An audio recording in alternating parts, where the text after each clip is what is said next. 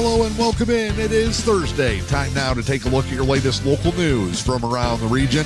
It's Dan Hardenbrook. This is your Newberry News Update on M123 FM. Your local news today is brought to you by your Farm Bureau Insurance agent. It's Tracy Germain. For home, auto, life, the farm, and more, remember, it's the experience that matters. Nobody knows the insurance game like Tracy Germain. Stop by the office located on Melville Street in Engadine. In your latest local news this morning, a story first reported in this week's latest edition of the Newberry News. A new senior living complex could be coming to downtown Newberry. The goal is to help relieve local housing shortages, and a new senior housing project has been proposed for the vacant land east of the Community Action Building in downtown Newberry. The Chippewa-Loos-Mackinac Community Action Agency is partnering with the Community Housing Network and SMG Development Corporation, as well as getting assistance from the Luce County EDC to propose a new Newberry senior housing project.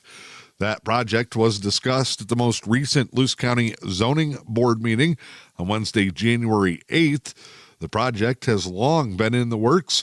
It would consist of the construction of 18 rental apartments, cover an area of 16,100 square feet, and be located on the property that's currently owned by the CLM Community Action Agency.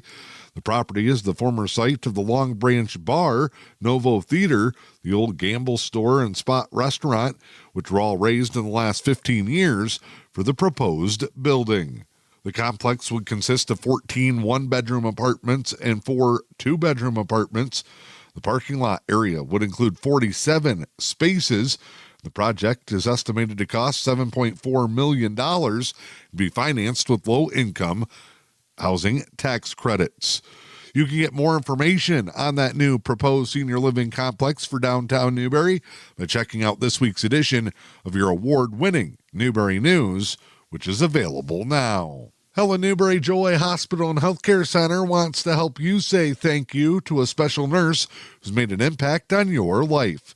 Share your story of how a nurse demonstrated compassionate care with Helen Newberry Joy Hospital and the Daisy Foundation's latest nurse recognition program. The Daisy Award is a special way to honor skillful, compassionate care that nurses provide every day. The International Recognition Program was created in 1999 as a heartfelt thank you to nurses who go above and beyond their patients and families. Helen Newberry Joy Hospital and Healthcare Center is looking to give out their first ever Daisy Award as they've joined the nationwide program. If you've experienced a nurse whose kindness, expertise, or care made a difference you'll never forget, now is the perfect time to share your story and show your gratitude. You can nominate a nurse by going online to hnjh.org/Daisy program.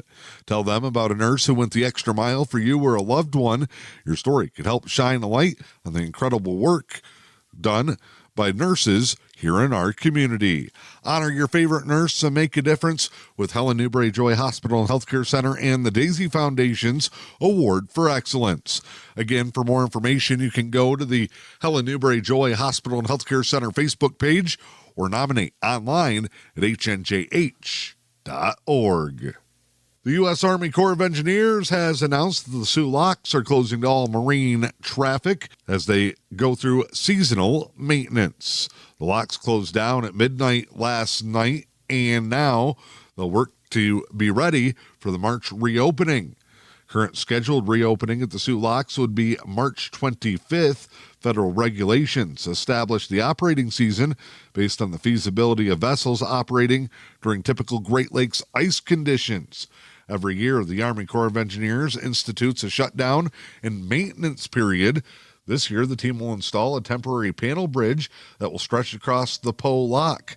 The panel bridge will provide the ability to mobilize materials and equipment to job sites throughout the winter closure. The Soo project office maintenance crews are also fabricating and replacing anchorages on Gate 3, commissioning the temporary dewatering system, filling in non-operational ship arrestor recess on the downstream end, flushing and cleaning the hydraulic systems for rehabilitated ship arrestor systems, navigation button rehab, removing underground storage tanks, and repairing the winter work bridge recesses. The Lock will not be dewatered this year as part of the scheduled maintenance. In addition to those tasks, crews will also perform a wide range of other routine maintenance tasks as they get ready for the upcoming spring season. Contractors are working on the Lock upstream to stop log recess repairs. Projects will be overseen by Kakasing Industrial Inc. of Sheboygan. You can get more information by checking out the updates from the U.S. Army Corps of Engineers. After a successful start to the sled dog racing season in Newberry with the Tequamanon Country Sled Dog Race, many fans of the sport and participants turning their attention to another big local event. The Hiawatha Heritage Sled Dog Race will make its debut as part of this year's Hiawatha Winter Carnival. Takes place at the Hiawatha Sportsman's Club February 1st and 2nd. The special event will include dog sled racing, food and food trucks, indoor and outdoor fun, camaraderie, and part of the Winter Carnival festivities. There'll be 2 races, a 30-mile Mushers Derby and a 100-mile overnight endurance race.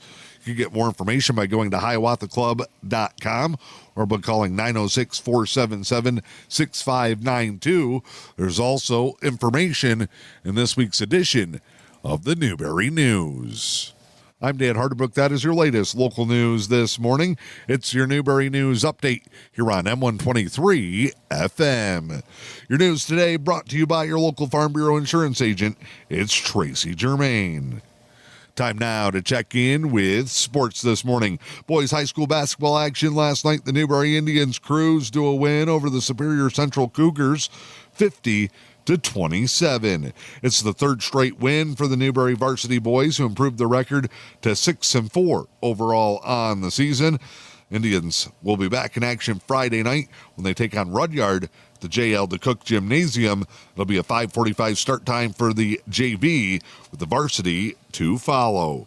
Newberry's junior varsity boys also winners in a big victory as they dominated the Cougars in their matchup for the evening sweep.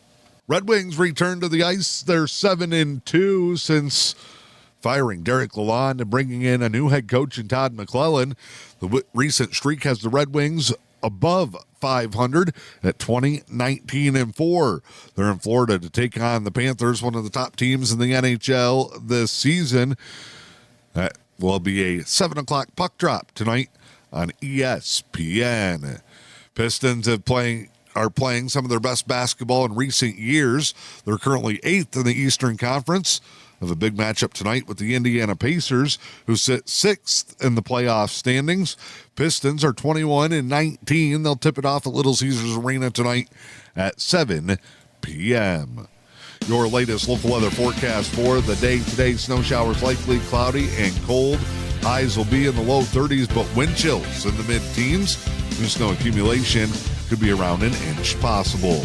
For your Friday, 50% chance of snow and patchy blowing snow. Cloudy highs in the low 30s. Breezy conditions. South winds 10 to 15. Could gust as high as 35 miles per hour.